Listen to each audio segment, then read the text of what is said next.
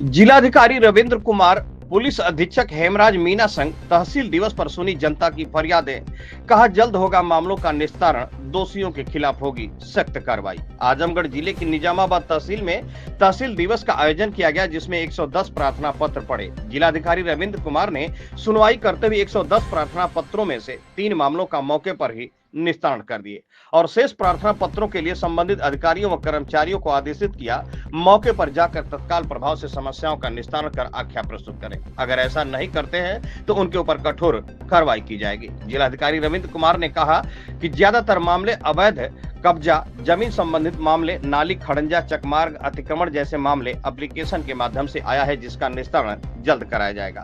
शासन की मंशा भी है, सूबे के मुखिया योगी आदित्यनाथ जी का जीरो टॉलरेंस की नीति के तहत भ्रष्टाचारियों, भूमाफियाओं की खैर नहीं होगी और सरकारी जमीनों पर कब्जा को मुक्त कराया जाएगा। यही शासन की मंशा भी है। निजामाबाद तहसील में सरकारी भूमि पर कब्जे और लेखपालों के पैमाइश न करने और वरासत से संबंधित प्रार्थना पत्र ज्यादा आए हैं। रामाधीन विश्वकर्मा निवासी नरसिंहपुर अहरौला ने बताया कि 25 साल पुराने चकमार्ग पर लोगों ने अतिक्रमण कर लिया है। उसकी रिपोर्ट लेखपाल देवेंद्र नाथ मिश्रा द्वारा गर्भ लगाई। उक्त चकमार्ग पर श्रीधर, चंद्रधर, शक्तिधर, बंशीधर आदि पुत्रगण राम परमेश्वर ने जेसीबी मशीन से चकमार्ग को काट दिया है, जिससे हम लोगों को आने जाने में दिक्कतों का सामना करना पड़ रहा है, जिसके लिए हम लोगों ने कई बार प्रार्थना पत्र दिए और अभी तक सुनवाई नहीं हुई है। तहसील दिवस पर मुख्य रूप से जिलाधिकारी रविंद्र कुमार, पुलिस अधीक्षक हेमराज मीना, मुख्य विकास अधिकारी परिचित खटाना, ज्वाइंट मजिस्ट्रेट सुनील कुमार धनवंता, क्षेत्राधिकारी सदर आस्था जायसवाल सहित संबंधित विभागों के अधिकारी व कर्मचारी गण उपस्थित रहे। वहीं मीडिया के लोगों ने जब जिलाधिकारी रविंद्र कुमार से बात किया तो उन्होंने क्या कहा, आइए सुनते हैं उनके जुबानी।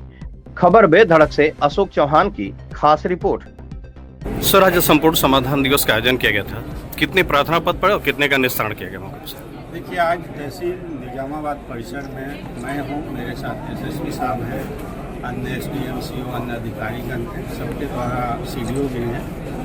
लोगों की शिकायतें सुनी गई और शिकायतों के प्रभावी निस्तारण के लिए आवश्यक निर्देश दिए गए हैं। कई केस में टीम बनाकर, जहां पे केवल जमीन पे अवैध कब्जे से संबंधित था तो राजस्व और पुलिस का ज्वाइंट टीम बनाकर, जहां पे जमीन पे अवैध कब्जे से विकास कार्य रुक रहा है, जैसे नाली का निर्माण रुक रहा है, वहां राजस्व, पुलिस और विकास के अधिकारियों का ज्वाइंट टीम बना के भेजा गया है। और मुझे आशा इन्हें पूर्ण विश्वास है इसमें से कई का निस्तारण जो लॉन्ग टाइम से पेंडिंग है उसका होगा। पुराने जो IGRS पे शिकायत आए थे लास्ट 1 मंथ में, उसकी भी समीक्षा की गई है और सबसे ज़्यादा शिकायत वाले गांव के जो भी विकास के अधिकारी थे, पुलिस के थे, रेवेन्यू के थे, उनसे 1-to-1 वार्ता की गई और उन्हें एडवाइस भी दिया गया, जो सरकार के नियम है उनसे भी अवगत कराया गया और वार्निंग भी दी गई कि अगर जनता की समस्याओं का प्रभावी निस्तारण सरकार की मंशा के अनुसार, विशेषकर माननीय मुख्यमंत्री जी के मंशा के अनुसार नहीं हुआ तो फिर आगे प्रभावी कार्रवाई उनके खिलाफ भी। सर, निस्तारण लगातार जारी है, फिर भी फरियादियों की सर संख्या कम नहीं देखने को मिल रही है। आपके जीवन में कभी समस्या खत्म हुई है तो लोगों की एक शिकायतों का निस्तारण हो गया, अन्य आगे शिकायत आती है तो एक सतत प्रक्रिया है। आगे आज जो शिकायतें आएगी उसका निस्तारण होगा, आगे अन्य नई शिकायतें आएंगी तो वरासत सर काफ़ी लंबे समय से निजामाबाद देखा, वरासत की प्रक्रिया काफ़ी लंबे समय से चली आ रही है, लेकिन वरासत अभी भी पेंडिंग पड़ी हुई है। आज देखिए, आज हमने यहाँ के रेवेन्यू फंक्शनरीज हैं और लेखपाल सबको अलग से, आपने देखा कि जब 2 बजे तहसील दिवस का समय समाप्त हो गया, उसके बाद अनाउंसमेंट किया गया। मैंने विशेष करके पूछा कि अन्य कोई प्रार्थी तो नहीं है। जब सारे प्रार्थी खत्म हो गए तो हमने राजस्व के, पुलिस के और विकास के वरिष्ठ अधिकारियों, अधिकतर लेखपाल के साथ बैठक की और आपने जो बात कही वरासत की, उसके बारे में भी चर्चा की। ठीक है, अपना परिचय दीजिएगा। मेरा नाम रामाधीन विश्वकर्मा है। मैं ग्राम नरसिंहपुर, पोस्ट भीमलपट्टी, परगना तहसील निजामाबाद, जिला आजमगढ़ का रहने वाला हूँ। क्या मामला था जो आज आप तहसील पर आए हुए थे? हमारे गांव में एक सरकारी चकमार्ग है। 20-25 साल पहले एसडीएम साहब मौके पे जाके उसको पटवाए थे। गांव का एक ही परिवार है जो चकमार्ग पर अतिक्रमण कर लिया है। चकमार्ग को काट करके अपने खेत में मिला लिया। हम लोग का आवागमन बाधित है, आने जाने का कोई रास्ता नहीं। वो कौन है जो अतिक्रमण कर रखा है, कब्जा किया है? श्रीधर, चंद्रधर, शेषधर, शक्तिधर इत्यादि, एक ही परिवार के सगे भाई। क्या चाहते हैं आप? हम चाहते हैं कि हम लोगों का आवागमन सुचारू रूप से चालू हो जाए।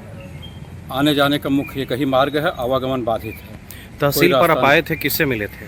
एसडीएम साहब से मिले हैं, डीएम साहब से मिले हैं, लेकिन कोई उचित कार्रवाई नहीं हुई है, केवल आश्वासन मिला है। आश्वासन मिला है। जी, अब आप चाहते क्या हैं? हम चाहते हैं कि हमारा रास्ता बन जाए, चकमार्ग जो अतिक्रमण से मुक्त हो जाए। ये किसके द्वारा कब्जा कराया जा रहा है और आपको किससे मतलब क्या इस मामले में कौन इन्वॉल्व है? कोई एक ही परिवार जो अतिक्रमण किया है, बंसीधर, श्रीधर, शेषधर, शक्तिधर। पूर्व में आप लेखपाल वगैरह से भी मिले थे? हाँ, लेखपाल साहब से मिले थे।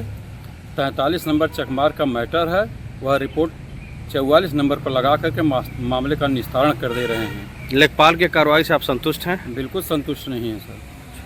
जब तक हमारा काम नहीं होगा तब तक हम संतुष्ट नहीं होंगे। केवल हमको रास्ते से मतलब विपक्षी का रकबा भी 6 बिस्सा अधिक है। अच्छा। वह एसडीएम कोर्ट में सुलहनामा भी किया है, इसके बाद भी चकमार्ग पर अतिक्रमण कर लिया है। कटवा करके मिट्टी को भट्टे भिजवा दिया, गड्ढा कर दिया है और अपना कब्जा कर लिया है। हम लोगों का आवागमन बाधित है, पूरे गाँव का 15-20 घर का आना जाना लगा रहता है।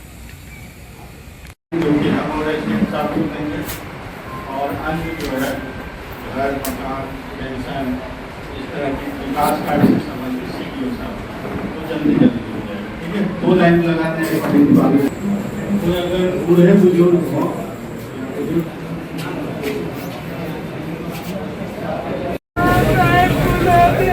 अभी पी जाएगी, आज ही आपके यहाँ पी जाएगी, निस्तारण होगा।